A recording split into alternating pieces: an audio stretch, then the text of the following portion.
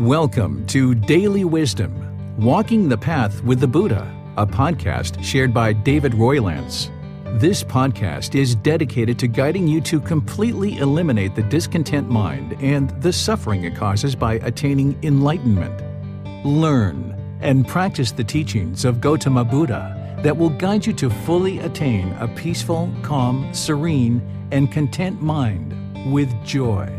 To support this podcast, visit patreon.com/supportbuddha or visit buddhadailywisdom.com, where you will discover a full range of courses, retreats, and online learning resources to assist you on the path to enlightenment.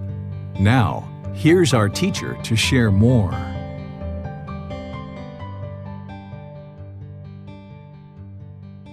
Sawadee Kap. Hello and welcome to Daily Wisdom, Walking the Path with the Buddha. Today is our group learning program, and we're going to be doing a guided loving kindness meditation session together. This Sunday, we covered the Brahma Viharas, which include loving kindness, compassion, sympathetic joy, and equanimity. And since we discussed the Brahma Viharas in Sunday's class, and today we're doing loving kindness meditation together, I thought what I would do is spend some time to help you see how loving kindness plugs into the Eightfold Path, because in the Buddha's teachings on the path to enlightenment, the Eightfold Path is the path to enlightenment. And it's important that you build your confidence in your understanding to understand how these teachings connect together and how to practice them on an ongoing basis. So I'd like to welcome you to our class today and just go ahead and get started with sharing with you details about loving kindness meditation, and how loving kindness connects into the Eightfold Path. So first, let's just look at the 4 different types of meditations that I share related to this path to enlightenment. The first one is breathing mindfulness meditation. This is the primary form of meditation that the Buddha points to on a regular, ongoing basis, where he ensures that he communicates to students that this is the meditation that led to his enlightenment. And of course, there's others that he taught as well, but this is the primary form of meditation that he taught, because the primary problem that he discovered that's causing discontentedness is craving, desire, attachment. And this meditation eliminates that. So because the primary problem that is causing discontentedness is craving, desire, attachment, and the primary objective of the path to enlightenment is to eliminate discontentedness, then eliminating the cause of discontentedness is what's going to take a priority in terms of a path to enlightenment in your practice. So he mentions in the teachings that he did breathing mindfulness meditation 3 times a day, morning, midday, and evening. And this is what he used to eliminate craving, desire, attachment, where the mind has this mental longing for something with a strong eagerness. So when the mind moves off the breath, a practitioner is cutting that off, letting it go, and coming back to the breath. We're not trying to eliminate the thoughts, because even an enlightened being is going to have thoughts. But what you're doing is you're putting more and more space between the thoughts as you're stilling the mind and you're quieting the mind. Initially, when you first get started, the mind is oftentimes bombarded with thoughts. And this can happen for many months until you build up and you accumulate more and more benefits of your meditation practice. But as you focus on the breath, having mindfulness or awareness of mind, you know that the mind is on the breath. And then more and more, you become aware when it's off the breath. And when you see that it's off the breath, you're able to cut that off and let it go and come back to the breath. And by focusing on the breath as your single object of concentration, you're developing focus and concentration or singleness of mind. So this is what we're cultivating in our breathing mindfulness meditation practice, is mindfulness or awareness of mind and concentration or singleness of mind. And we're working to eliminate craving, desire, attachment. It's a really simple technique that you just focus on the breath. Wherever you observe that the mind is off the breath, you cut that off and let it go. You breathe in gradually through the nose and you exhale gradually through the nose, experiencing the full breath and taking a nice natural breath, not a forced or controlled breath, but a nice gradual breath. And when we do loving kindness meditation today, we're going to do a little bit of breathing mindfulness meditation first. Then we're going to do loving kindness meditation, and then we're going to do breathing mindfulness at the end. Loving kindness meditation, which is what we're sharing today and what I'm going to guide you guys in, is to eliminate anger, hatred, and ill will and all those lesser versions like frustration, irritation, annoyance, and so forth. It will even help you eliminate resentment and other feelings like this. And you're cultivating loving kindness for all beings. Loving kindness is the exact opposite of anger, hatred, and ill will. And then there's these other two forms of meditation that are kind of specialized and only used in unique situations. But every practitioner is going to need breathing mindfulness meditation and loving kindness meditation as part of your tool belt in terms of getting to enlightenment, because they address two of the main problems that the Buddha discovered. Remember, craving, anger, and ignorance are the three poisons or the three unwholesome roots, and this is a certain description of the unenlightened mind and what plagues the unenlightened mind. And then there's these 10 fetters, which are a more detailed description. But there's this understanding of what's happening at this higher level of craving, anger, and ignorance, and there's certain solutions that we implement at that level. And then the more detailed description, we understand the problems more detailed, in a more detailed nature, and then there's certain solutions for those at the detailed level.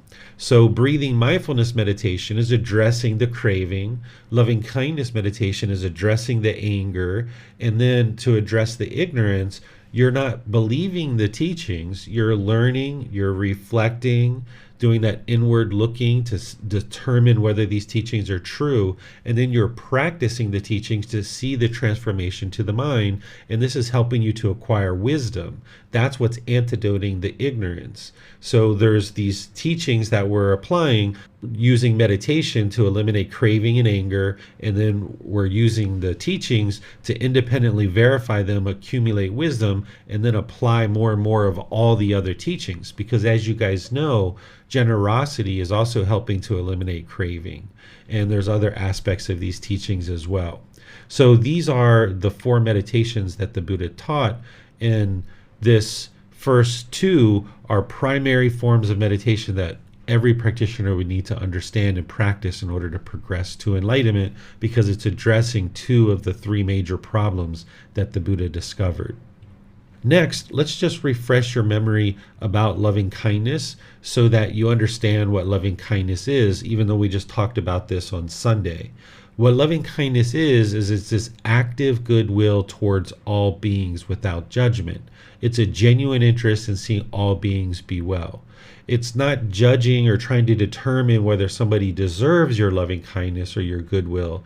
It's just having goodwill towards all beings, not interested in causing harm to any beings, essentially. Having this genuine interest in seeing all beings be well, be peaceful, be safe. You'll hear this in the meditation that I teach, is that these are thoughts that you're cultivating in the mind through affirmations, and then you're going to move into practice that you can practice through your intention, speech, and actions, this loving kindness. So as I just mentioned, loving kindness is the antidote or the wholesome root that remedies anger, hatred, ill will, and the lesser versions.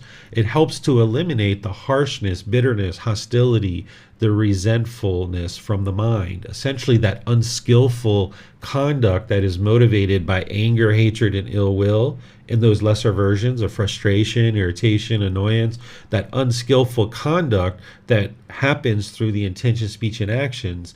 As you eliminate the anger, hatred, and ill will, and you arise this loving kindness in the mind, then you will have a tendency to also eliminate that unskillful conduct, where you'll be able to be gentle and kind and loving and polite and friendly and respectful to all beings.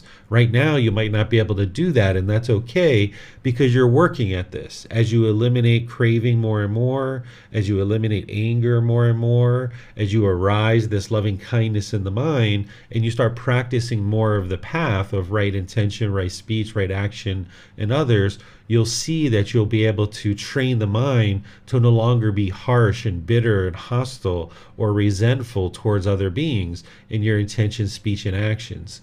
And as I mentioned in Sunday's class, you're kind of rewiring the mind to be able to do that.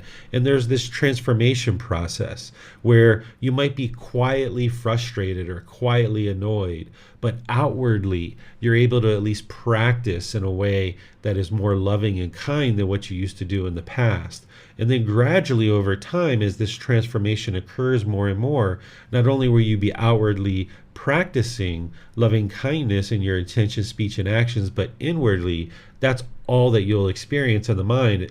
Eventually, by the time the mind moves to enlightenment and it has eliminated that fetter of ill will, it's impossible for the mind to experience any anger, hatred, or ill will. That ill will gets eliminated as the mind moves into the third stage of enlightenment. In the first stage of enlightenment, there's still ill will in the mind. In the second stage of enlightenment, ill will has been diminished or thinned, but by the time you get to the third stage of enlightenment, all ill will has been eliminated, and it's impossible for the mind to actually get angry at that point due to the training that you've done. And of course, by the time you get to the fourth stage, which is Arahant or enlightened, you've already eliminated ill will, and it's impossible for an enlightened being to experience any anger, hatred, ill will. They're not going to be harsh or bitter or hostile or resentful in any way, but there's this transformation that you're going through over many months and years. As you arise more loving kindness, it's pushing out this anger, hatred, and ill will. And as you understood on Sunday, if you attended Sunday's class or you listened to the replay, is loving kindness is one of the Brahma Viharas. And in chapter 14, you can see content there about the Brahma Viharas, and you can reference the discussion that I did on Sunday if you have questions about the Brahma Viharas in general, and you're always welcome to follow up with personal guidance as you need that. Let's look at how loving kindness is part of the Eightfold Path, because I mentioned this on Sunday, that the Eightfold Path and the Brahma Viharas are connected, but because of just covering the Brahma Viharas in general, I didn't really go into detail about where loving kindness plugs into the Eightfold Path. So here, I'm using the words of the Buddha to help you see his Eightfold Path and that central core teaching and how loving kindness connects into it, so that you understand that it's very important for you to cultivate loving kindness as part of your path to enlightenment. So in the Eightfold Path, the second step is right intention. This is where you're cultivating the right thinking or the right thought about how to practice the rest of the path, essentially. Right intention has three aspects to it. The intention of renunciation, which is the intention of letting go, not holding on to things, letting go of untrue opinions or beliefs or views, things that the mind's holding on to in terms of craving, desire, attachment. So renunciation is the willingness to let go. And then the intention of non-ill will. Non-ill will is the same thing as saying loving kindness, because non-ill will, it's two negatives, right? So non-ill will is goodwill, and goodwill is loving kindness. So here you can see where loving kindness plugs into right intention, that the Buddha teaches as part of his second step on the Eightfold Path, to have the intention of loving kindness, or having the intention of goodwill towards all beings. Because why would you ever improve any of your conduct or anything else that's part of the path to enlightenment if you still had ill will in the mind? So what you're doing is you're gradually transforming the mind through meditation in order to practice right intention, where you have the intention of goodwill or non-ill will. And then he hones in on it a bit more, where he says the intention of harmlessness. This monk's is called right intention. He shares this as part of his Eightfold Path, where you're not interested in causing any harm to other beings. There's harmlessness. And, just walking down the street, there's going to be harm, right? There's going to be ants, there's going to be insects under our feet. It's not about not causing any harm, period. It's about not causing any intentional harm. In order for there to be unwholesome results, there has to be intention behind decisions that you make. If you're just walking down the street and there happens to be an ant under your foot that you weren't intentionally attempting to kill, but it dies as a result of you just walking down the street, you weren't intentionally walking and stomping your feet and crushing beings under your feet with hatred and anger. You're just walking down the street. So we say harmlessness, which is the intention of practicing harmlessness, but we know just walking on the face of the earth, there's going to be some type of harm that's going to be incurred by our activity, but we're trying to lessen the harm by practicing harmlessness and understand that in order for there to be unwholesome results that are experienced, there has to be intention behind it. You would have had to have willed a decision or an intentional decision in order for there to be unwholesome results to be experienced. Just walking down the street isn't going to incur any kind of unwholesome results because you're not intentionally attempting to kill a particular being. Same thing if you're walking in a field to harvest a apple or harvest a broccoli or cauliflower. Of course, there's beings there that are probably incurring death through our cultivation of broccoli or cauliflower or an apple. But the intention is that we're cultivating and harvesting these foods for our well-being. And these worms or insects, they're in the animal realm. They're not going to be able to experience enlightenment there, and they're going to need to get a rebirth into another existence in order to get to either the human or heavenly realm anyway. We're not there to kill those beings, and of course if we saw one we would walk around it, but because of the nature of the animal realm, they're going to be constantly dying and constantly being reborn. But the way that the Buddha teaches as part of right intention is to have the intention or the thought that we're not interested in causing harm to other beings. And this is going to motivate our decisions in our speech and our actions. So here, the next part that I'll share with you where loving kindness plugs in to the Eightfold Path is under right speech. The Buddha gives this framework in the Eightfold Path, which is a certain level of detail, a certain layer of understanding in the Eightfold Path, but then there's other teachings that plug into the Eightfold Path. So in the Eightfold Path, the certain layer of detail that the Buddha talks about with right speech is he just speaks and says, that we should speak the truth, that we shouldn't speak harshly, we shouldn't slander people, and things like this. He talks about not having frivolous speech or idle chatter, just some very basic things like that as part of right speech in the Eightfold Path. But then in other parts of his teachings, he expands upon what right speech is, because he can't include everything all in one place, because as students learn, they learn gradually. So the Eightfold Path is a certain layer of detail of teachings. And then when you look in the 5 factors of well-spoken speech, which is another layer of detail around right speech, you understand that he teaches to speak at the right time, what you say is true, speaking gently, speaking beneficially, and the 5th factor is what is spoken with a mind of loving kindness. So how could we speak with loving kindness if we didn't have the intention or the thinking or the thought of goodwill, which is the 2nd step? Right speech is the 3rd step. So by cultivating in the mind in meditation this active goodwill without judgment, this genuine interest in seeing all beings be well, now through our intentions, we're practicing non-ill will, we're practicing harmlessness, and then we're able to bring that through in our speech, that we're speaking with a mind of loving kindness. And then he doesn't explicitly say it in right action, but if our mind has loving kindness, then our actions are also going to be practicing this same intention of non-ill will and harmlessness. As we move about the world with our body, we're ensuring that we're not causing any harm through our bodily actions. And then here's a place where the Buddha is speaking. He's speaking to the monks, where he's talking about speech prior to this. And he's talking to the monks about how he's encouraging them to speak with the 5 factors of well-spoken speech, speaking at the right time, what you say is true, speaking gently, speaking beneficially, and speaking with a mind of loving kindness.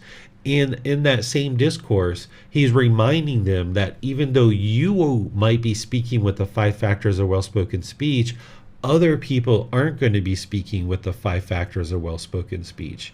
Those people might be speaking untimely, and they might be speaking with lies. They might be speaking harshly. They might be speaking unbeneficially, and they might be speaking with a mind of inner hate. And he's reminding them of this.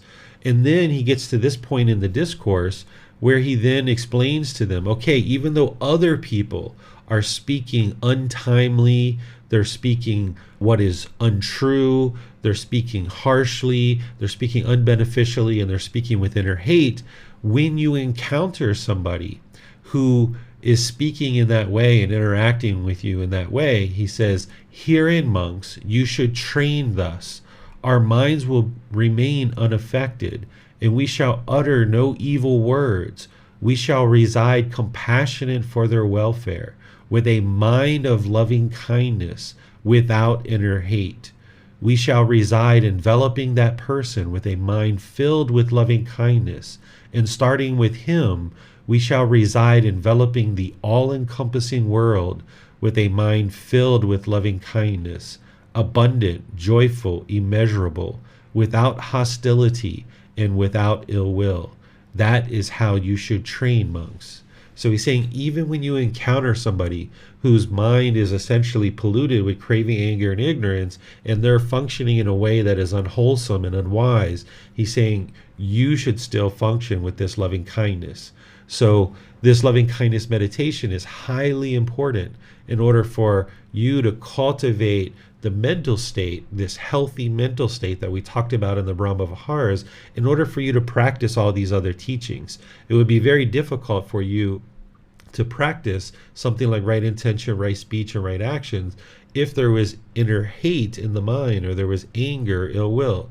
And with this understanding, one of the things that you can come to is that when you observe anger arising in the mind in your daily life, since the mind is not yet enlightened, you're going to experience this, then you can kind of choose to step away and not have contact with people when the mind is really angry or hostile or aggressive.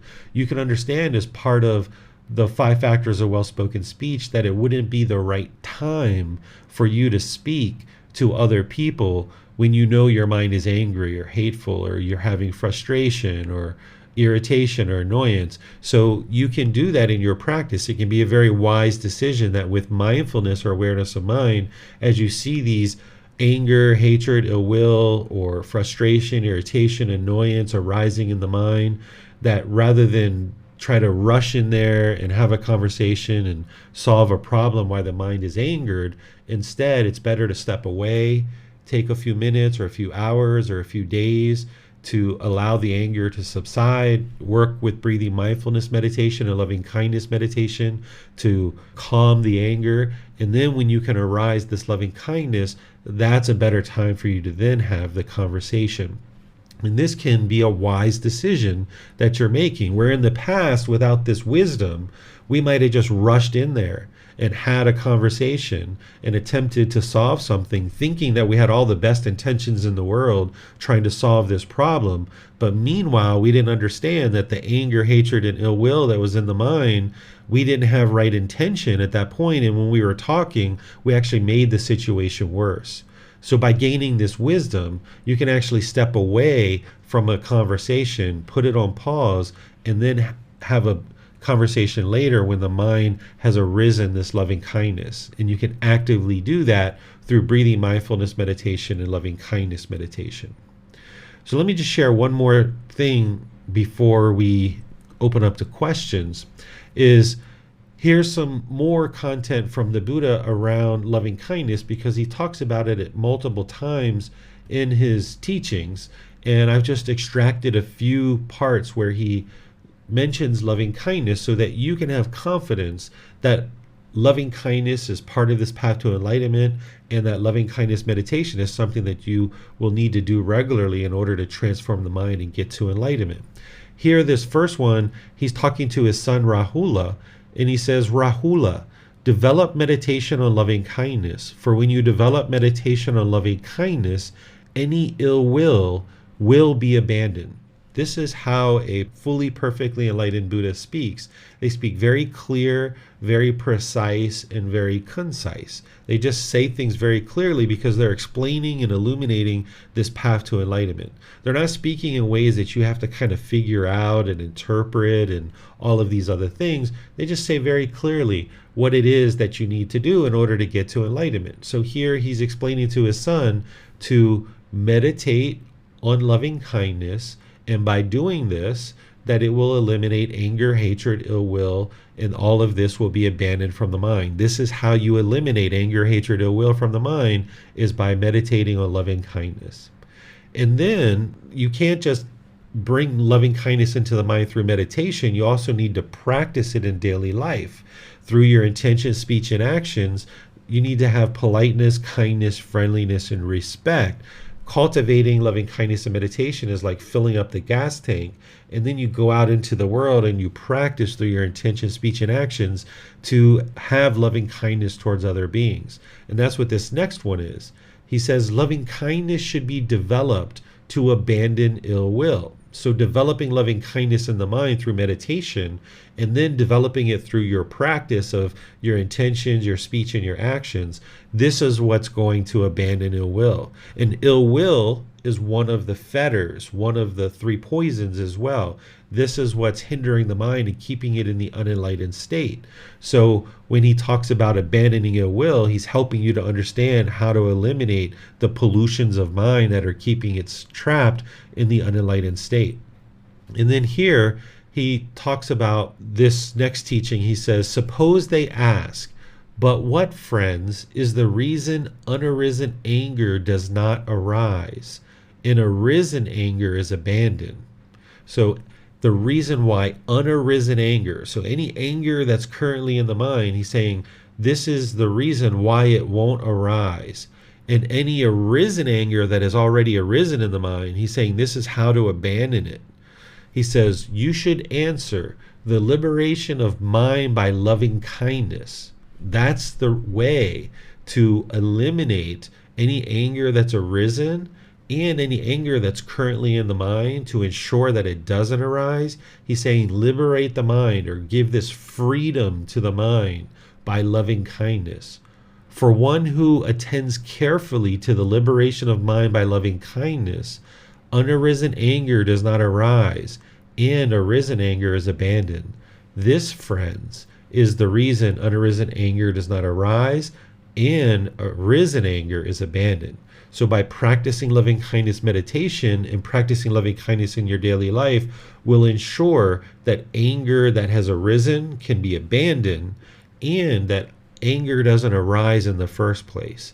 And eventually you get to the point where that fetter or that pollution or that taint of ill will has been fully abandoned and eliminated from the mind, that it's no longer there, and it's impossible for a mind to actually experience anger, hatred, and ill will once you've eliminated the fetter.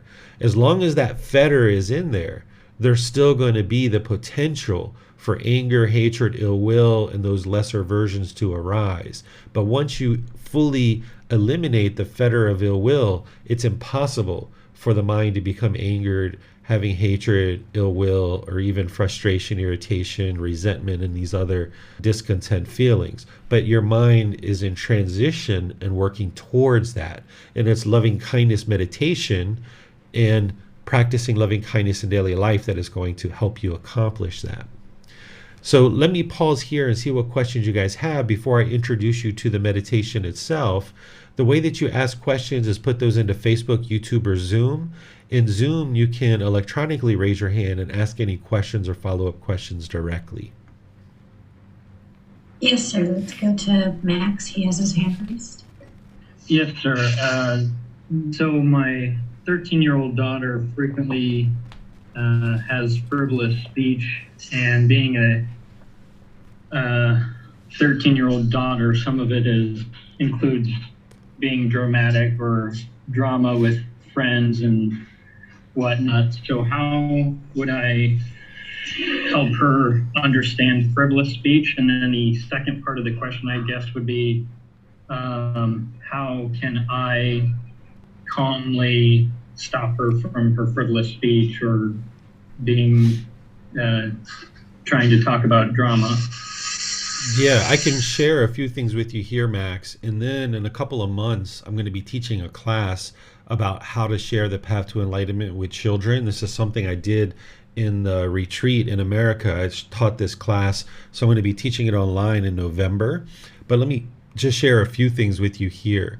Is the number one thing to remember is always focus on your own practice and cultivating your own wisdom, because the more you understand this path to enlightenment and cultivating your own wisdom, you'll be able to share that with your children, in this case your daughter. And then the next thing is understand that you can't actually change your daughter's speech. She has to be willing and interested to do the work herself. She has to be the one that chooses that she's interested in doing this and being able to see it as a problem. So the first thing you might be interested to do is help her to see the problem in her speech. And then the third thing is introducing her to the teachings and helping her learn something like the 5 factors of well-spoken speech, helping her see those in the book. And I've detailed very specifically what each one of those factors are of the 5 factors of well-spoken speech and how to practice them. So in order to help somebody, they have to be interested in cultivating wisdom, because the reason why we have frivolous speech or idle chatter, the reason why we speak harsh, the reason why we speak with lies and other things like this is because of our ignorance, the unknowing of true reality, and then because of our craving and anger. This is what's motivating all of our unskillful conduct, is craving, anger, and ignorance. So what transforms this is wisdom. And the only way to cultivate wisdom is someone has to have the interest, the goal, the objective to cultivate the wisdom. So you'll have to kind of help your daughter to see the harms that are coming to her as a result of her lack of wisdom and her speaking in this way. And then this could potentially motivate her in order to learn and then practice the teachings. But it has to come from within her. She has to have an interest to learn and practice. And you might need to be skillful in helping her to see the problems that she's incurring as a result of her unwholesome speech. And then, of course, not making her feel bad or that she's a bad person or she's done anything wrong, just helping her see that she's lacking the wisdom of these teachings and that you're willing to help her and guide her to understand it if that's something she would like to do. Thank you, sir. You're welcome. I see that Tonka has her hand raised. Let's go to her for a question, sir. I was wondering about gentle speech. I have a resident, as you know, I work in a retirement home, and when I approach her to provide a personal care and I speak to her gently, she's very resistant and she won't cooperate. And then my coworker comes and she speaks very harsh to her. In my opinion, it's very harsh. And this lady just gets up and she listens to her and everything goes well. So I'm not sure about how to approach those situations, because obviously gentle speech doesn't work with her.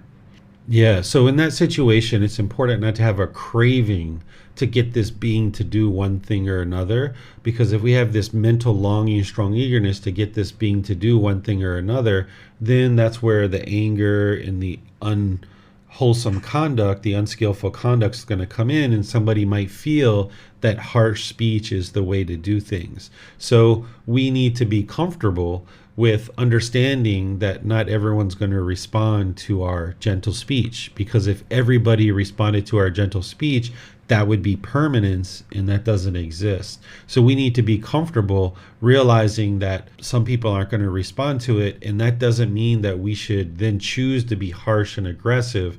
But if somebody else is choosing to do that, that's their choice. But if I was you, I would continue to be gentle. I would continue to practice all these teachings the way that you learn to practice. I think we can talk maybe privately to understand some more details about what you're experiencing, because there's ways to motivate people with gentle speech. You know, my son is a perfect example of this. that I speak to him in certain ways that motivate him. It's still his choice. He's still making his own personal choices, but I have ways of speaking to him to ensure that he sees what the wise choice is.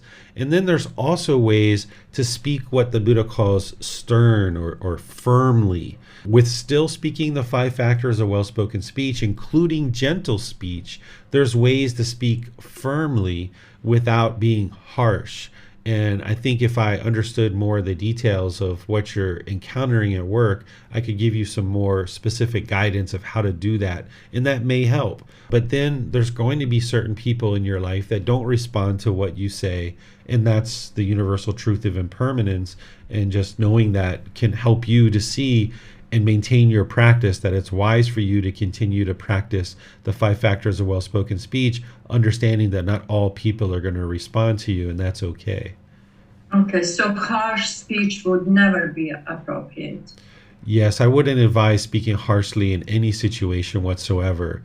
Even with my son, when he was first getting started on the path, and there were times where, he was doing a lot of things that were unwholesome, I never spoke harshly to him. And because of that, he maintained his respect for me because I maintained my respect for him. So I might speak sternly to him where, I might, for multiple conversations, be, Bailan, you shouldn't be lying. This isn't something you should be doing. Why is it that you feel like you need to lie? We might have those kind of conversations for a while. But then after we've done that a number of times, it might be, Bailan, you shouldn't be lying. Why are you choosing to lie again here? Right? So I'm still speaking gently. I'm still using the 5 factors of well-spoken speech. It's still beneficial. It's still with a mind of loving kindness, but I've increased the tone a little bit and maybe the tempo just to help him see that, hey, Dad's really serious here. And I might be looking him straight in the eyes, with real big eyeballs so that he can see that I'm really serious. So I need to arise this level of seriousness in the mind. And behind it, there's no anger whatsoever. There's no hatred. There's no ill will whatsoever. But it's just kind of arising a little bit more body language and a little bit more tone in my voice, a little bit more tempo, that he sees that Dad's really serious about what we're talking about. So you can do these kind of things even in a workplace, in the environment that you're in, if you need to, but there's a whole lot of other things you can do before that might encourage and motivate this person to do what needs to be done for their own health care, because I know that's what you're providing them, is this care, and any decisions you're making is in their best interest, but they just might not see that. So there's ways to kind of help them see that what you're asking them is in their best interest. And the more I understand about the specific situations, I could give you some examples of things you might try. And then it's a matter of trial and error and kind of figuring out what works with this person. And then once you figure that out, it doesn't have to be harsh speech. You figured out this other more skillful way, then you'll know how to interact with this person. And you'll have gained some wisdom of how to do that.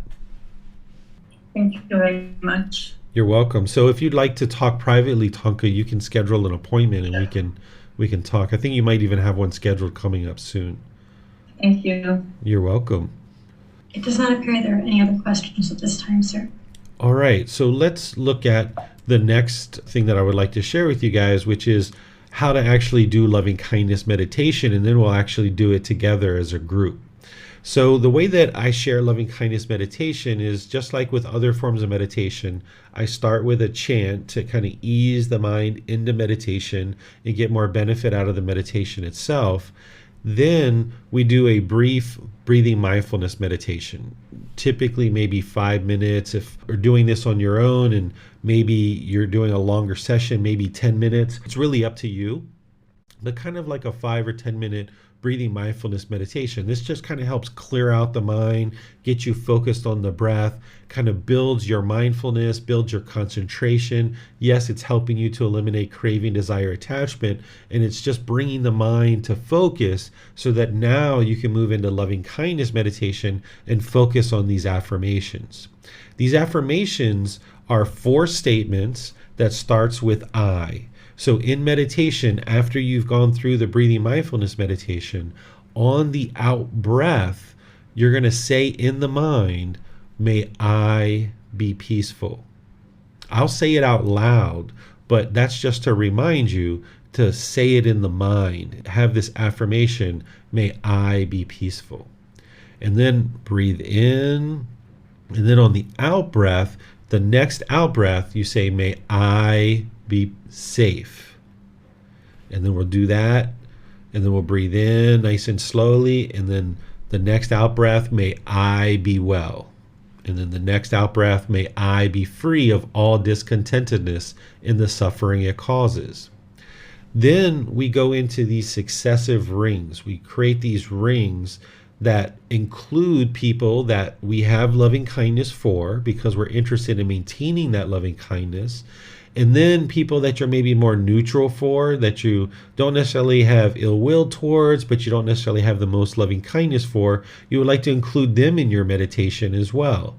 And then you'd like to include people who you have anger and hatred towards. Even if these people, you haven't seen them for 5 years or 10 years or 20 years, you would like to include people that you currently are harboring anger, hatred, ill will, or these lesser versions for, because you're looking to uproot that and get rid of that because it's not helping you to have anger and hatred towards any other beings. So you would include these rings. Here I'm just showing 3 rings because you can't include all the different rings. So I include may we and then go to all beings. But what you would do is maybe start with may my parents be peaceful. May they be safe, may they be well, may they be free of discontent. If you have loving kindness for your parents, or you'd like to cultivate that for them, may my children, may my life partner, may my co-workers, may my friends, may my neighbors, whatever it is, right? You create these successive rings that get wider and wider, maybe about 6 or 8 rings, and then eventually you get to all beings, and you go through those same 4 affirmations for all beings. By the time you get to the end of your meditation, you're not interested in excluding anyone whatsoever. You should include and have included throughout your meditation all beings.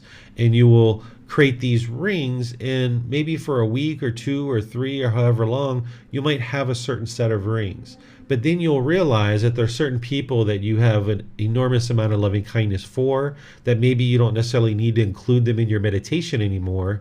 And there's other people who you've noticed that you have anger or ill will towards, and you would like to include them in your meditation. So your meditation is going to shift. It's going to change. It's going to be customized, perhaps week by week or month by month. You can't just meditate one time and get loving kindness for somebody that you have anger and hatred for. It's going to take gradual training and gradual practice to experience this gradual progress and slowly wear away any kind of anger, hatred, and ill will. So this isn't like a magic potion where you can just snap your fingers and loving kindness just arises in the mind immediately. You need to gradually wear away the anger. So you're going to be interested in including people in your meditation for an extended period of time. I often tell students how for the first 6 months of me doing this meditation, I included my mom because in my childhood, my mom and I had a very difficult time, and we had a lot of animosity I had a lot of animosity and anger and hatred towards my mom. So it took me a good 6 months to really eliminate that from the mind. So you're going to need to include certain people in your meditation practice for extended periods of time until you observe that the mind is having loving kindness. This meditation isn't to change other people. You're not attempting to transform other people through your meditation. You are eliminating the anger, hatred, and ill will in your mind towards these groups of people, so that now, should you come in contact with these people, your intention, speech, and actions can emanate from loving kindness. And that's how you improve your relationships.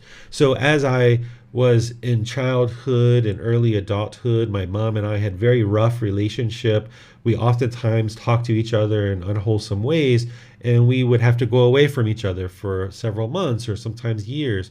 And then we would come back together, and we would be harsh and aggressive with each other again. And we would do this back and forth thing. And eventually I got to the point where I started understanding these teachings to a certain degree.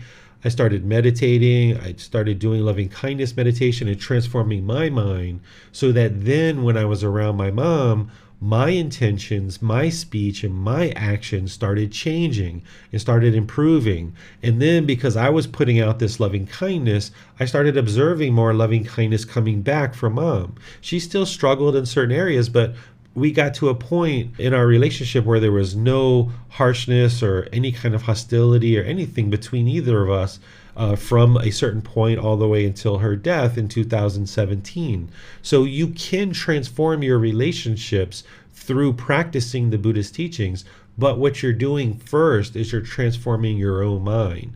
By eliminating craving, anger, and ignorance in your own mind, then when you're having your personal and professional relationships, you're going to be interacting in a different way than you did in the past. And this is why you'll see improved results. Because in the past, you might have been operating with craving, anger, and ignorance, where now you're transforming all of that with wisdom. By gaining this wisdom of the Buddhist teachings, you're eliminating craving, you're eliminating anger, you're eliminating ignorance by arising generosity, loving kindness, and wisdom. And now when you start functioning in the world differently, slowly but surely beings around you will function differently as well. You're not going to change other beings, but you're going to improve the way you interact with people, and therefore people will kind of gradually improve the way they interact with you. But you've got to start with you first.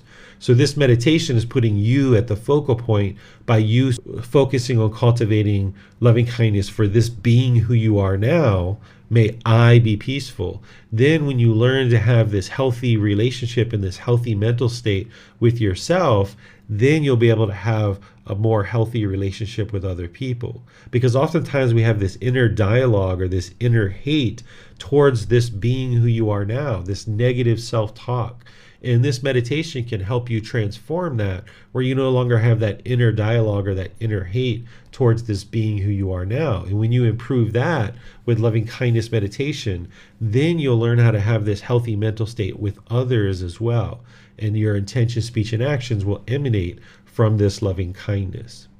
So then after the loving kindness meditation, and I'll do certain number of affirmations that are kind of general for all of us since we're meditating together, we'll go to breathing mindfulness meditation and end our meditation with that.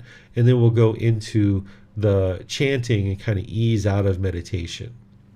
So let me see what questions you guys have on the loving kindness meditation before I guide you guys in this meditation. The way that you can ask questions is put those into Facebook, YouTube, or Zoom, or you can electronically raise your hand in Zoom to ask any questions that you like. Yes, sir. Is one of the reasons why we end with all beings because we might not realize that we have irritation or hostility towards someone that we haven't interacted with for 10, 20 years? You could potentially look at it that way, but the reason why you would like to include all beings is that you are interested in practicing loving kindness with all beings. If there's even one being in the world that you have anger, hatred, ill will for, the mind isn't enlightened because there's still that fetter or taint or pollution of mind described as ill will. So you need to get to the point where you are all inclusive and you've included everyone and anybody in your meditation. So you can do that through the various rings, and then you just kind of would like to be sure with that last ring to make sure you're all inclusive and you haven't left anyone out whatsoever. That way, any being and all beings that you interact with, you can have loving kindness for. And one of the things that can help you arise loving kindness for all beings is not just the meditation, but when you understand the teachings of the Buddha, when he talks about the cycle of rebirth, he talks about how we've all been so many countless beings in the past that it would be impossible to find a being that is alive today that hasn't previously been your mother, your father, your brother, your sister, your son, your daughter, or some other relative. So when you interact with that cashier at the restaurant or at the convenience store or a clerk at the gas station or wherever you are in your day, if you think about this person as being your mother, your grandmother, your father, your grandfather, your brother, your sister, your son, your daughter, that they've previously been a relative of yours at some point, then you can interact with them in a much different way. Here in Thailand, in Chiang Mai, we talk to each other as if we are relatives. So when I go out to eat at a brand new restaurant I've never been to, and the food server is coming to our table, I'll call that person little brother, little sister. Or if I go to a store and there's an older lady behind the cashier, I'll call her grandmother. Or if I go somewhere else and there's maybe an older man or older woman that's not quite grandmother or grandfather, I might call them mom or dad or uncle or aunt or older brother, older sister. If you see children here in Chiang Mai, we refer to them as our child. We use language in this high language to call them son, daughter. And this is very common here in Chiang Mai. So even though that might not be common in your country and your culture, if you at least develop that thinking in the meditation and outside the meditation that all these beings are your relatives and you're not interested in causing harm to any of them, then this can really help you to practice intention, speech, and actions that are emanating from loving kindness, in addition to ensuring you're all inclusive in your meditation. Yes, thank you. Tony has his hand raised. Let's go to him for his question, sir. Yes, Teacher David. So do we only use the loving kindness for people we have ill will and difficulty with? Is that a fair assumption? Is that the main purpose? If our family we're not having any issues with, then we don't necessarily have to do the loving kindness? So as part of right effort on the Eightfold Path, remember there's 4 parts to right effort. One is preventing any unwholesome qualities from arising in the mind that are not currently in the mind. The second one is any unwholesome qualities that are in the mind to actively apply the effort to eliminate them. Then the other part the Buddha talks about is any wholesome qualities that are not currently in the mind, apply the effort to arise those wholesome qualities in the mind. And the fourth part is any wholesome qualities that are currently in the mind, he says support those, encourage those, don't allow them to fade. So the way that I approach this is that even people who you currently have loving kindness for, it's sometimes helpful to include them in your meditation, because that's applying right effort to support and encourage, not allowing the loving kindness to fade for people that you currently have loving kindness for. Now, if you feel like in your daily life you're practicing loving kindness with these beings and you know that there's just no way you would ever feel any hatred or anger towards certain people in your family, then okay, yeah, you don't have to include them in your meditation on a regular ongoing basis. But you may decide, maybe on Mother's Day or Father's Day or your life partner's birthday or something, maybe include them every once in a while just to be sure. But that's up to you how you choose to do that. But remember those 4 aspects of right effort, and one of them is to support, encourage, maintain, not allowing it to fade. So if you need loving kindness meditation to do that for people you currently have loving kindness for, then great, you can do it that way. But if you feel like you don't need to include certain people in your loving kindness meditation, then you don't need to include them. So like my mother, once I got to that 6-month mark, it just happened to be about 6 months. It can be longer for you, it could be shorter for you, but I just observed that it was about 6 months. I didn't have to include her anymore, but occasionally I would still kind of put her in there when I would say, may my family be peaceful. I was thinking about her and all the other members of my family. So I wouldn't avoid putting them in there, but I wouldn't necessarily include them every single time, but just be sure you're practicing that right effort where you're supporting, encouraging, not allowing these wholesome qualities to fade away. Thank you, sir. You're welcome. I see that Jan had her hand raised. Let's go to her for her question, sir. Thank you, Miranda. Thank you, Teacher David. I have a question. During the summer, spend a lot of time gardening, so I'm encountering more beings in the animal realm than people, and I've been including some of the pests in my loving kindness meditation. So I just wanted to check that would be a wise thing to do. Yeah, you can do that. One of the ways that I used to do this meditation is I would do the realms. I would start with, may I be peaceful, may I be safe, and so forth. And then I would say, may beings in heaven or human realm or afflicted spirits, animal, hell, or I would flip it the other way and start with hell and work my way through the animal realm and then do all beings. So you can do the 5 realms. That can be a way for you to do it. You can do different groups of people that you come in contact with, but yeah, you can totally do that. It's up to you how you structure this. This is different than breathing mindfulness meditation. With breathing mindfulness meditation, the Buddha was very clear on how to do that and exactly what to do in terms of our breathing mindfulness meditation. In loving kindness meditation, there's this flexibility and this customization because each individual's mind is a bit different, and who one person harbors anger and hatred towards, or who you need to support, encourage, and maintain loving kindness for in your mind is going to be different than another person's mind.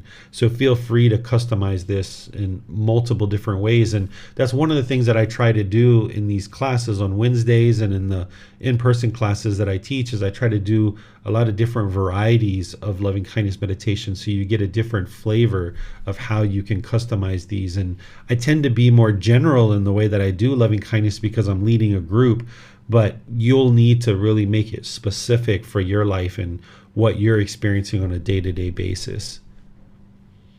Thank you, Teacher David. You're welcome. It does not appear there are any other questions at this time, sir. All right. Well, I'd like to invite all of you guys to join together for meditation.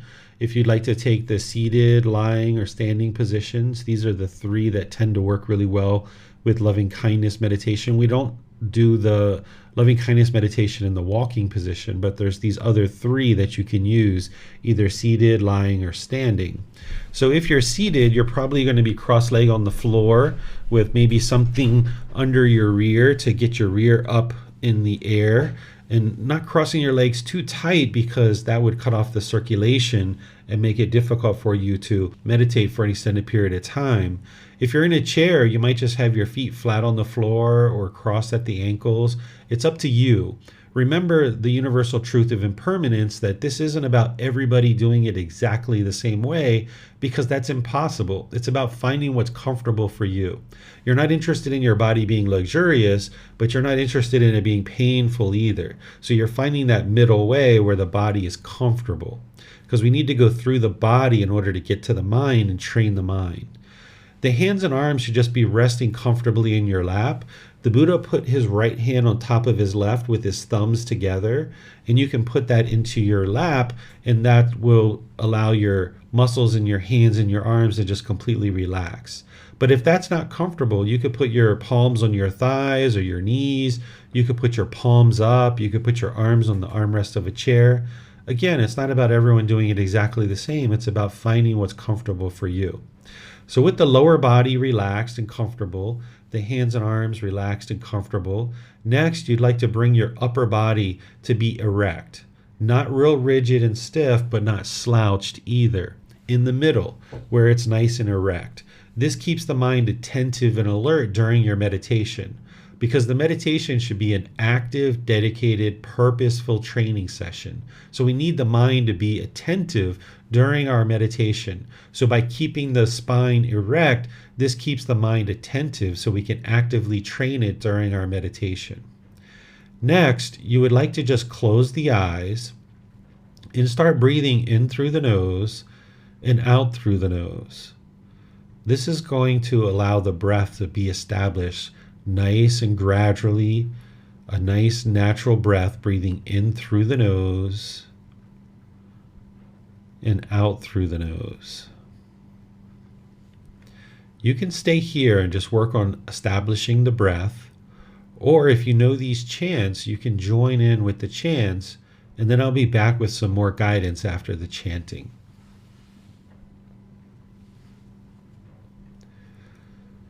Arahang Samma Sambuddho Bhagava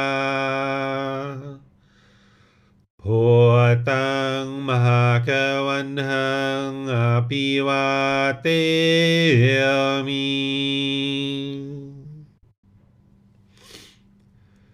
Sawakato Mahakawata Tammo Dhammang Namasami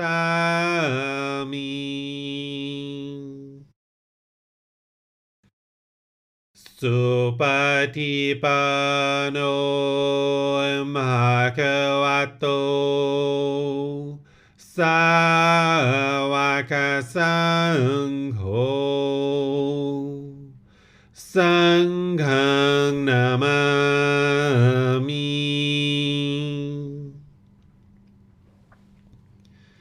Namo Rasa Bhagavato Arahato Samma Sambuddhassa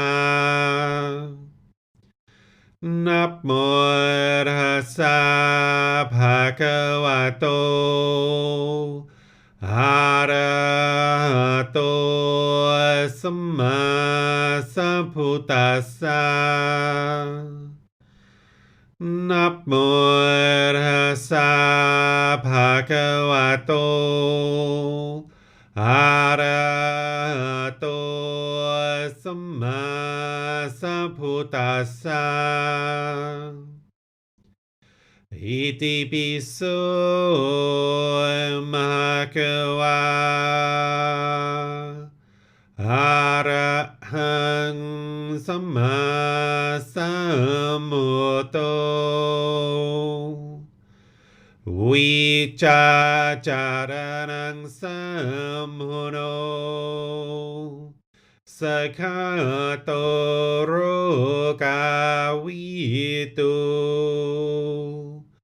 Anutero Purisa Dhamma Sati Satatawa Manusarang Bhoto Bhagavati.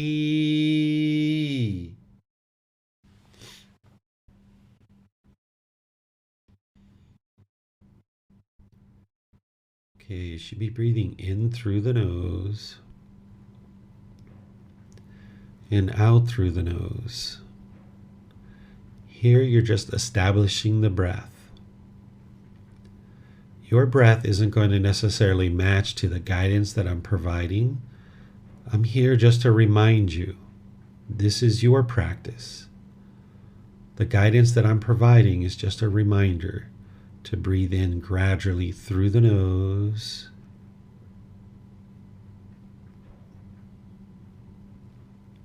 and wherever you get to it, gradually exhale through the nose. Breathing in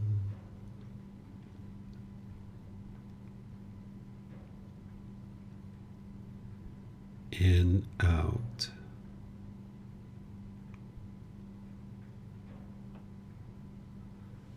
Once the breath is established, start focusing the mind on the breath.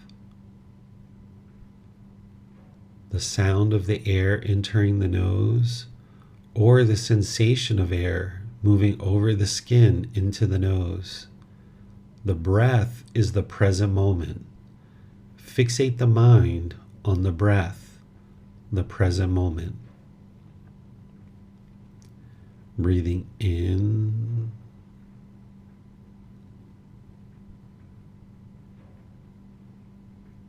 and out.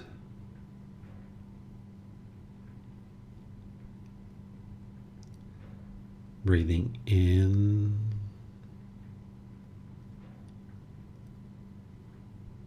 and out. With the mind fixated on the breath, whenever you observe that the mind is off the breath, cut that off, let it go, and come back to the breath, the present moment. I'm going to be quiet now and let you do breathing mindfulness meditation. And then I'll be back with some guidance on loving kindness meditation. Breathing in through the nose, experiencing the full breath, and exhaling through the nose, cutting off and letting go anytime the mind moves off the breath. Breathing in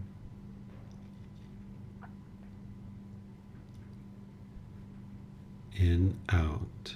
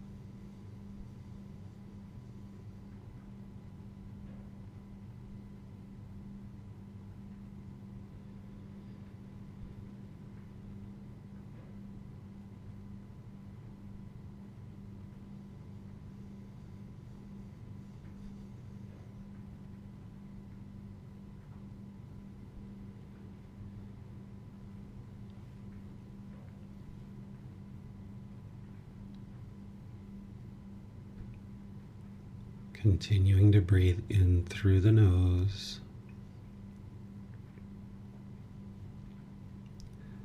and out through the nose. On the out breath, repeat this affirmation in the mind.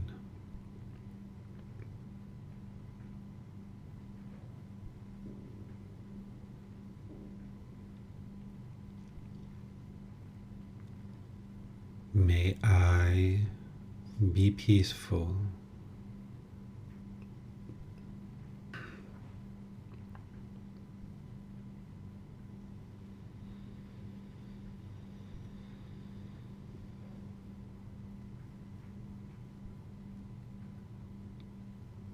May I be safe.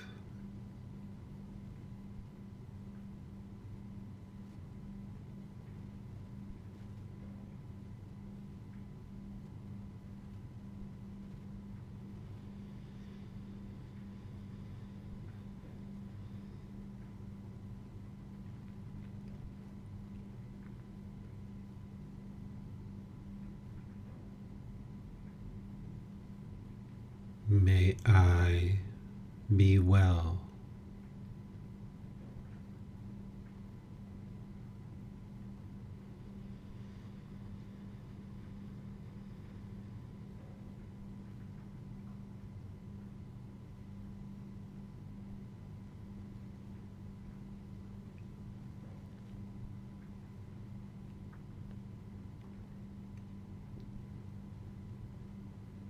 May I be free of all discontentedness and the suffering it causes.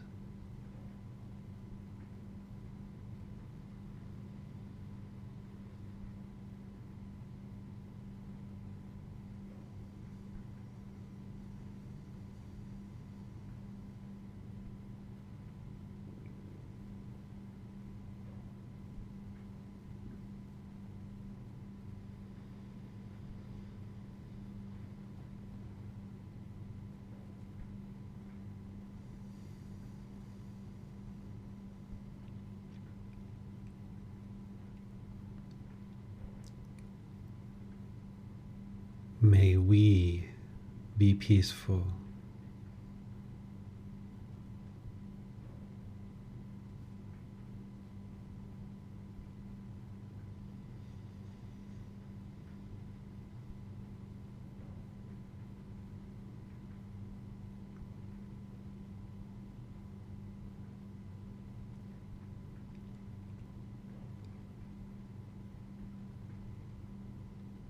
May we be safe.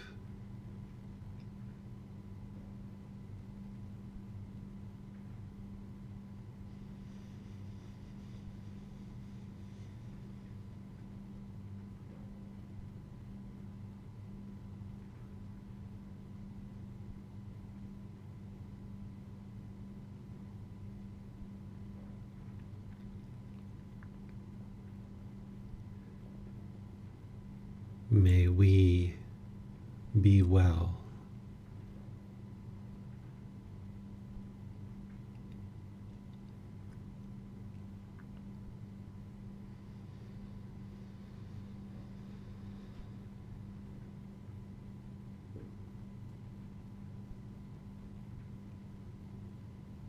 May we be free of all discontentedness and the suffering it causes.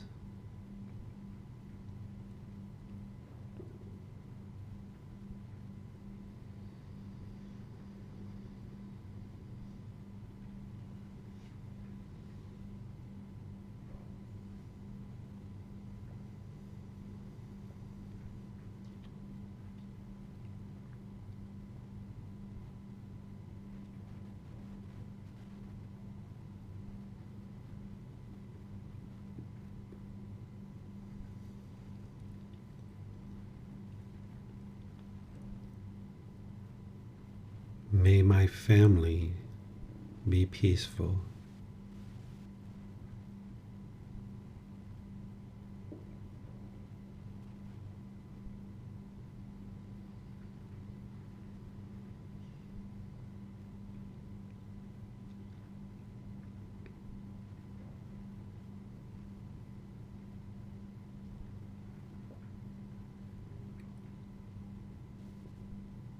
May they be safe.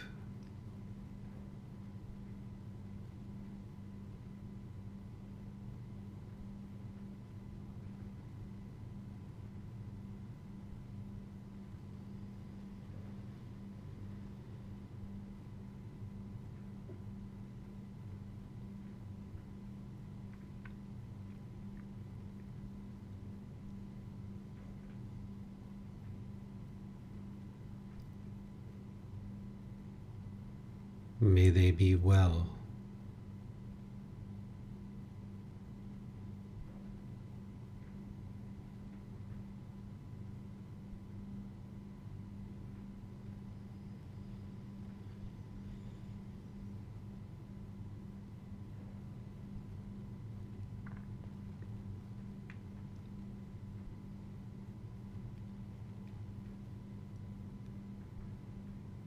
May they be free of all discontentedness and the suffering it causes.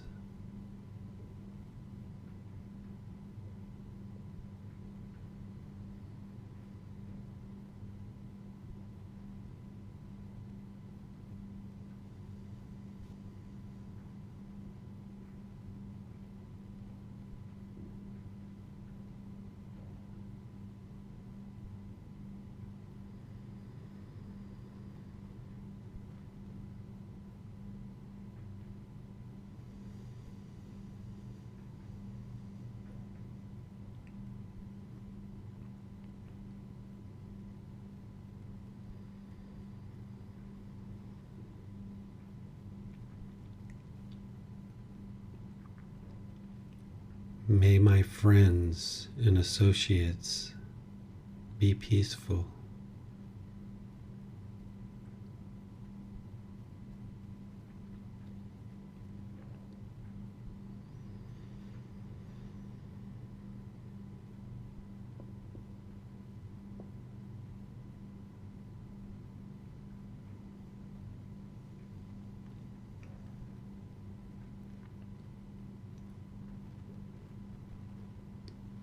May they be safe.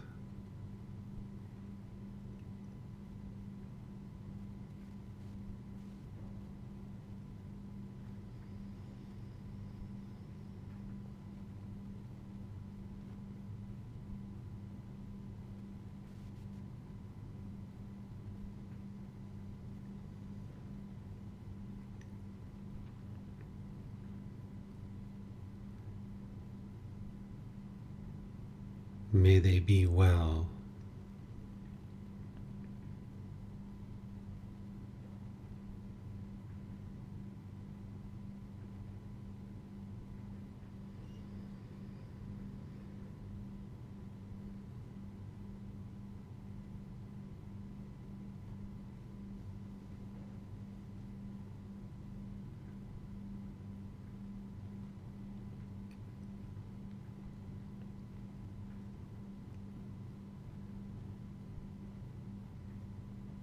May they be free of all discontentedness and the suffering it causes.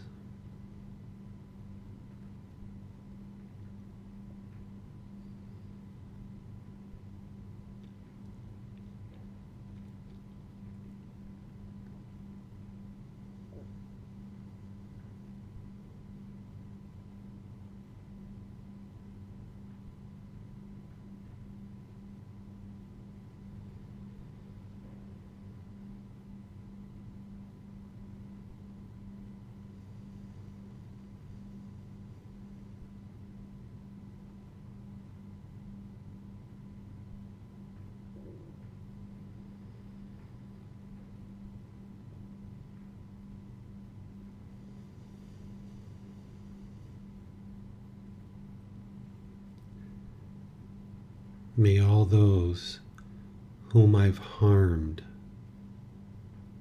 be peaceful.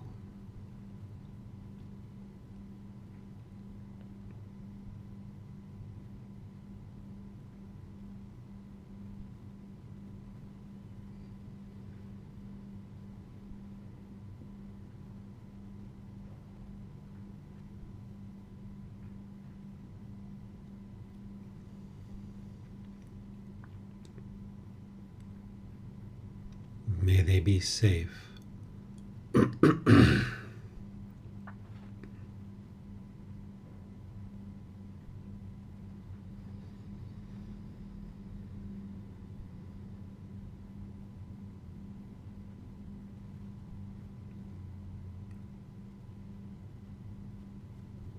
May they be well.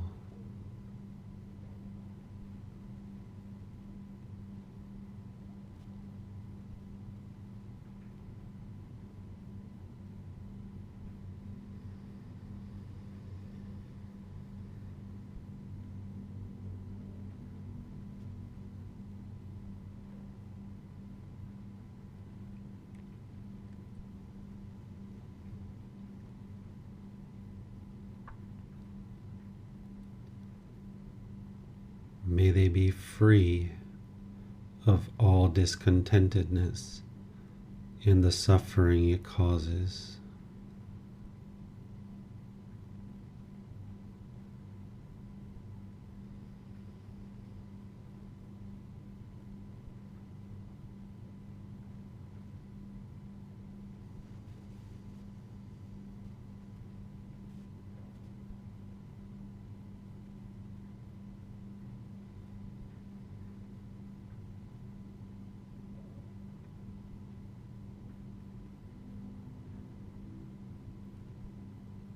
May all those who have harmed me be peaceful.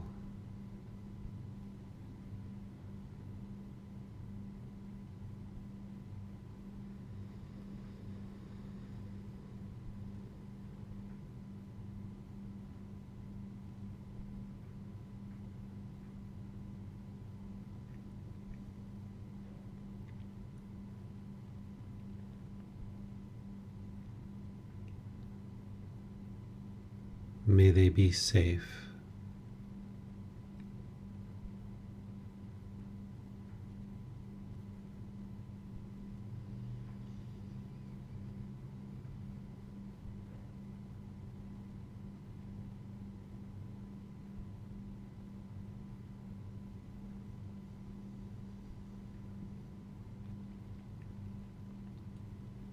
May they be well.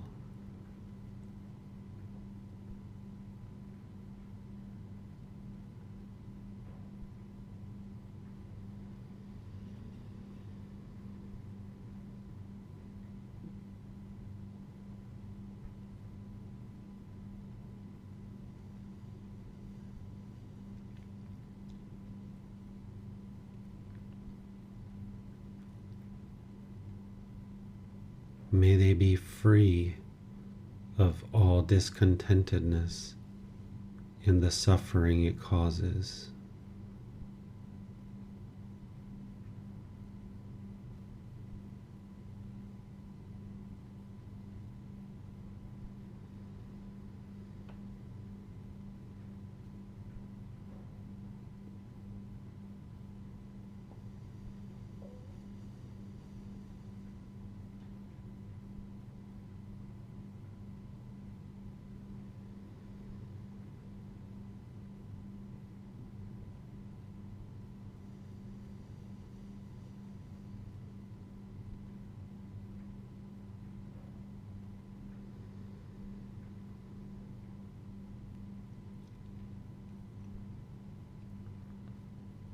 May all beings be peaceful.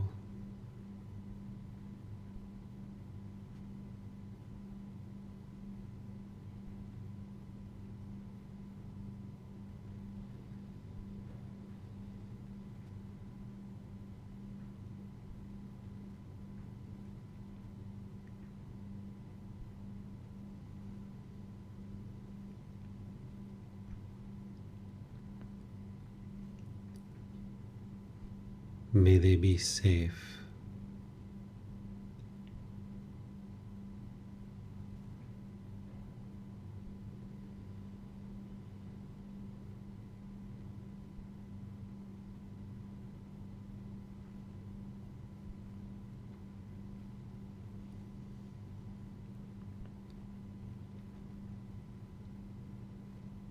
May they be well.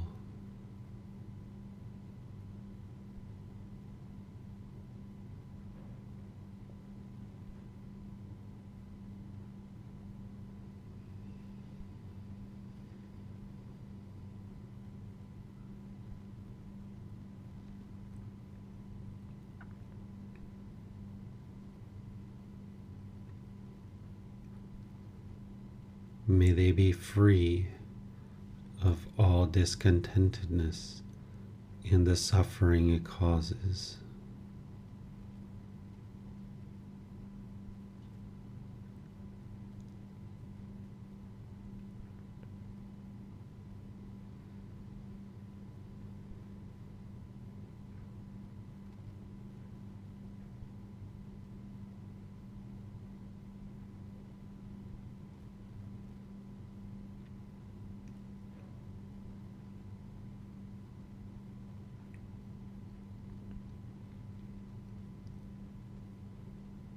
Now go back to breathing mindfulness meditation,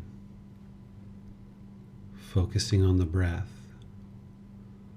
cutting off and letting go anytime the mind is off the breath. Breathing in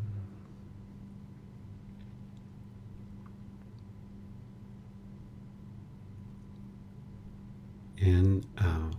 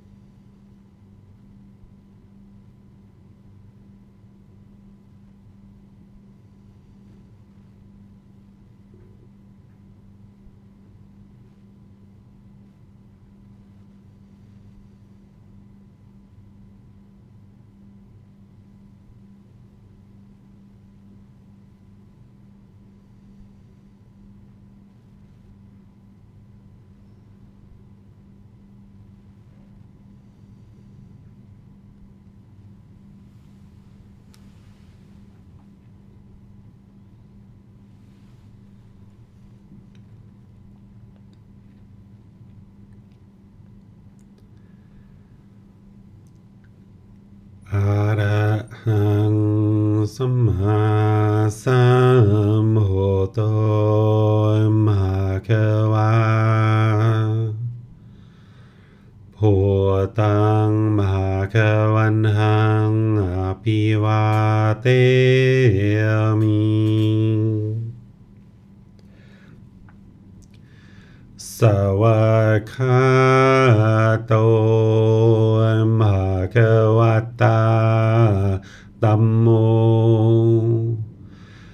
ธัมมังนามาสามิ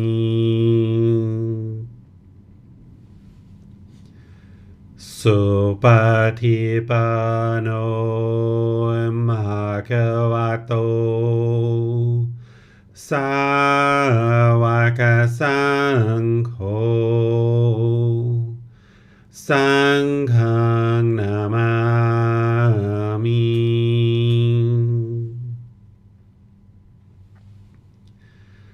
นับโมตัสสะภะคะวะโตอะระหะโตสัมมาสัพพุทธัสสะนับโมตัสสะภะคะวะโต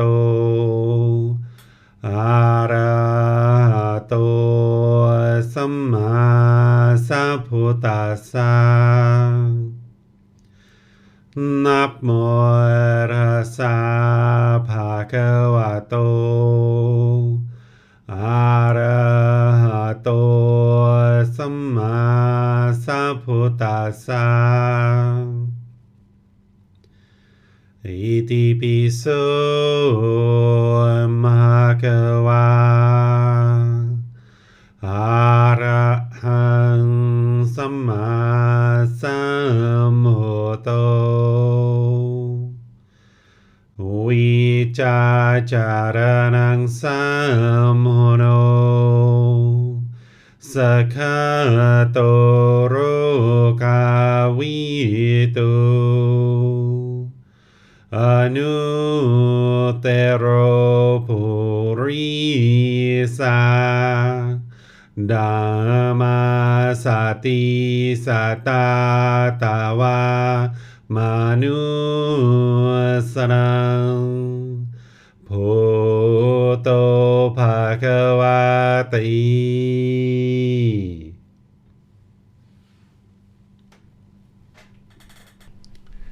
All right, if you guys would like to gradually make your way out of meditation,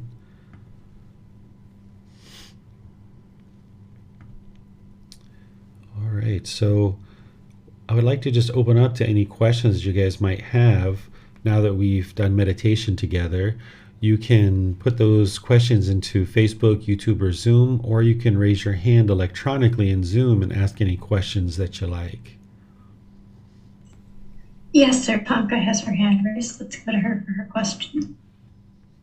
I would like to double check if I'm doing it correctly. So after affirmation, I try to bring an image of that person or group of people and evoke the feeling. So is it the correct way to do it? For example, if I'm saying, may they be safe, to evoke the feeling of safety or wellness or... Yes, that's a very helpful way to do it, Tonka, is to use visualizations where you're visualizing the groups of people or the individuals that you're cultivating loving kindness for. This is really, really helpful. So what you described is fine. One of the ways I used to also do it is I used to envision the person with kind of like this syrup of loving kindness coming over their body. So this kind of visualization that you might choose to do, whatever you choose to do, is really wonderful to help bring the loving kindness into the mind for those people. Perfect. Thank you. You're welcome. Yes, sir. Tony has his hand raised. Let's go to him for his question, sir. Yes, sir. In doing the meditation in itself, do we follow the breath in and out? So we should follow the breath in and out through the nostrils or the nose or something like that. Is that correct, sir?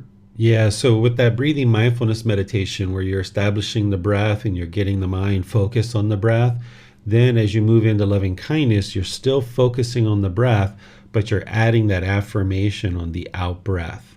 So that breathing mindfulness meditation prior to loving kindness kind of helps you to get the mind moving in the right direction, so that once you get to the point where you're ready for the loving kindness, it should just be adding the affirmation on the out breath.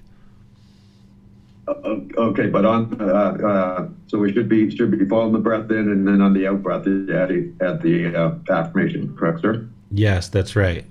Yeah. Okay, very good. That's one other question. I think I saw somewhere. Is there daily meditation? I saw something somewhere that at your Chiang Mai that's on Facebook or on any of these platforms. I don't have a daily meditation on any of these platforms, but in Chiang Mai at the temple that I teach at, there's another teacher who teaches. His name's Master V, and he Monday through Friday does meditation in the morning and evenings with students who might decide to show up. And then for me, I teach at the temple on the weekends typically. I haven't been going there during the weekdays. In the past, several years ago, I used to go there on the weekdays, but that was before COVID, when there was a lot of tourists around and people would just kind of wander into the temple. Sometimes there'd be groups of 30 or 50 people there learning with me. But nowadays, there's just not that many people walking around the city. So I haven't been going in Monday through Friday, but that might have been what you saw. I'm not sure. I think so, yeah. Is that what it is? Okay. So it's not on Zoom or anything. That's actually in person. Okay. Yeah. Okay. Thank you, sir. Yeah, you're welcome. Sir, to go back to something that you were talking about regarding loving kindness in the mind and right speech with loving kindness through our day, since nobody is going to be perfect at this instantly right away, when a practitioner finds that they're in the middle of an argument, say, and they realize that they are not and have not been using right speech and not been speaking with a mind of loving kindness during this interaction, should they, as soon as possible, stop the interaction, apologize, and say something like, can we come back to this at a later time, and then wait until their mind is in that place of loving kindness to resume the interaction and come to a resolution? Or what would your guidance be for that, sir? Yeah, this is ideal. This is what the Buddha's guiding us on the Eightfold Path, is that right mindfulness, having awareness that, oh my goodness, this anger has arisen, and look at my speech. This is not helpful whatsoever. So having that wisdom and that practice of right mindfulness, then you apply right effort, which is to cut that off and let it go, even if you're mid-sentence or what have you, that you're cutting that off and letting it go with right effort. And then that becomes easier when you're doing breathing mindfulness meditation, that when you have that mindfulness arisen and you're able to then cut off and let go of thoughts and come back to the breath. So that breathing mindfulness meditation is helping to arise the qualities of mind that you're going to need to practice that mental discipline of the Eightfold Path, where you have the mindfulness and awareness, and then you can apply right effort to cut it off and let it go. And then an apology is always a wonderful way to keep the Dhamma as clean as possible. You've already spoken harsh speech, or you've already been hateful or what have you, but if you can catch it and cut it off and apologize, you're still going to be affected by what you did, but at least you're starting to clean up your karma. You're starting to take responsibility for your feelings and your emotions. You're realizing that in that situation that you didn't function in the best way, in the way that you wish you could. Even if the other person was angry and hostile to you too, and you were reacting to their anger and hostility, you know, the old saying, two wrongs don't make a right kind of thing. So even if the other person was angry and hostile and you were reacting to that, you cutting that off, letting it go, apologizing. And then what the Buddha teaches is Dhamma can only be created when there's contact.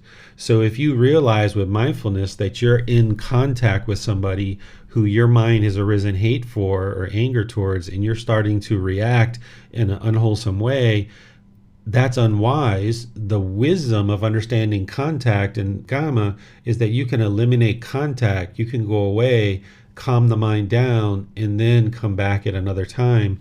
Maybe depending on the nature of the conversation, you might need to apologize again. and then have a more wholesome conversation. And this is rewiring the mind that I talked about. That if you stay in that conversation and you keep arguing and you keep bickering and you keep being hostile, the mind's still going down this path, beating down this path of being argumentative, being hostile, being bitter, and the mind just gets more and more used to doing that. But if you can restrain the mind and pull it back and choose to go down this path of, I'm sorry, I shouldn't have done that. Let me take some time to calm down and we can talk about this another time. That's forging that new path. And then more and more, the mind will just do that all the time. Naturally, it will no longer go down this other path because you've rewired the mind and the path is overgrown with stickers and bushes. And you're like, I'm not interested in going down that path of anger because I know where that leads. So that is ideal. What you're describing is what you would like to do. And that is what will help you to now arise and maintain this loving kindness on a consistent, ongoing basis. Yes, thank you, sir. You're welcome. And I'll add to that, Miranda, is, that part of loving kindness meditation where we cultivate loving kindness for ourselves.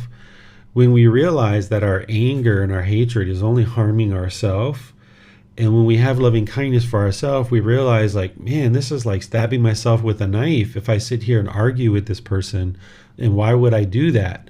So having that loving kindness for this being who you are now is so important.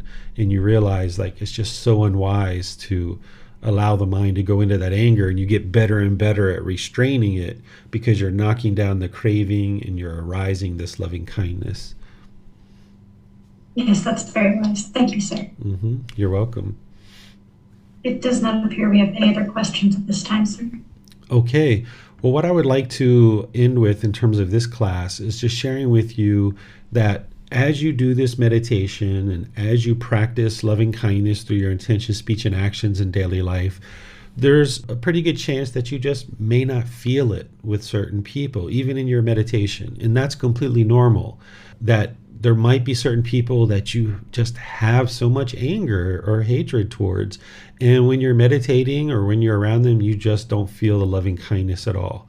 And this is the reason why you need to do this meditation and why you need to understand this wisdom from the Buddha so that you can practice this. So sometimes people say, oh, I don't really feel the loving kindness, I'm not going to do that meditation. But actually, it's just the opposite. It's because you don't feel the loving kindness. It's because there is anger, hatred, and ill will in the mind that you need to do it. So if you're expecting that in the first couple of sessions that all of a sudden, magically the anger is going to lift and loving kindness is going to come into the mind, this isn't realistic. This isn't how it actually works. It's this gradual wearing away of the fetter of ill will. And the Buddha talks in his teachings about how you can't really know on a daily basis of how much of these individual fetters that you've worn away at any given time.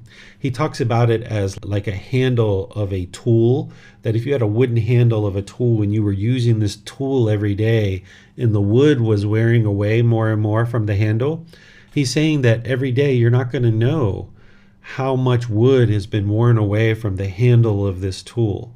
And as you keep using this tool each day, you're not going to know how much wood has been worn away from this handle. But he says when this handle is worn out and it's no longer usable, you're going to know that because now you have to replace the handle of the tool. So the same thing is like each day as you're doing loving kindness meditation and you're practicing loving kindness in daily life, you're not going to necessarily know how much anger, hatred, and ill will you've eliminated. You need to have confidence that you're moving in the right direction. You're not going to know how much you're eliminating each individual day, but just know that you are eliminating it, but you just might not feel it on a daily basis. But when the complete fetter of ill will has been eliminated from the mind, you're going to know that because you'll no longer experience any anger, hatred, ill will, frustration, irritation, annoyance, even the slightest dislike towards individuals. You'll just love all beings, any being that you see. You'll just love them all. and have this kindness and this interest in seeing them all be peaceful. So if you don't feel it in your meditation, if you don't feel it in your daily life towards individuals, that's completely normal. And just gradually wear this fetter away, and eventually you'll get to the point where you'll see that it's been worn away. So you're not going to know each day how much you wear away, but once it's finally gone and you no longer experience any anger towards beings, you'll know that, because the mind won't experience anger for 6 months, a year, 2 years, 3 years. And every being you come in contact with, you'll just have this loving kindness and compassion for them. So keep that in mind as you're cultivating loving kindness, that there's going to be potentially a feeling where there's just a wall between you and other people.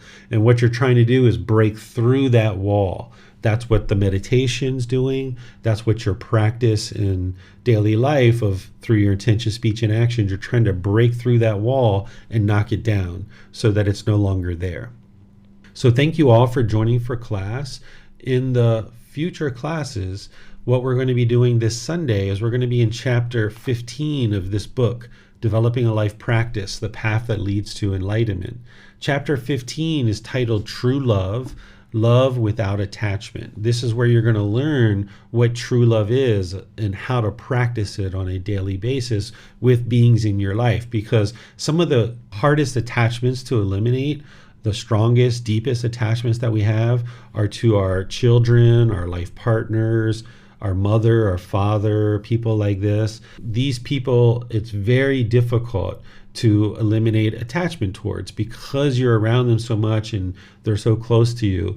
And the way that you do that is you work towards practicing true love, love without attachment, because the unenlightened mind misunderstands craving, desire, attachment as love in the unenlightened state. And this is why we think in the unenlightened state that love is painful. It's not actually love that's causing the pain. It's the craving, desire, attachment. So when we learn how to transform that and actually practice true love, love without attachment, then we can see that love actually isn't painful at all. It can be very rewarding and very fulfilling if you understand it and how to practice it. So we're going to be discussing that on Sunday. And then next Wednesday, we're going to be doing breathing mindfulness meditation. I'll be guiding you guys through that, and we can do that together as a group. So have a very wonderful and lovely rest of your day. We'll see you in a future class. Take care. Be well. Sawadee khap. Thank you for listening to this podcast. To provide support for this podcast, visit patreon.com/support Buddha. To access more teachings, visit buddhadailywisdom.com. There, you will discover a full range of courses, retreats, and online resources to assist you on the path to enlightenment. Remember to establish a daily, consistent meditation practice, along with learning and practicing these teachings. A well-developed meditation practice is the foundation in which to train the mind to attain enlightenment.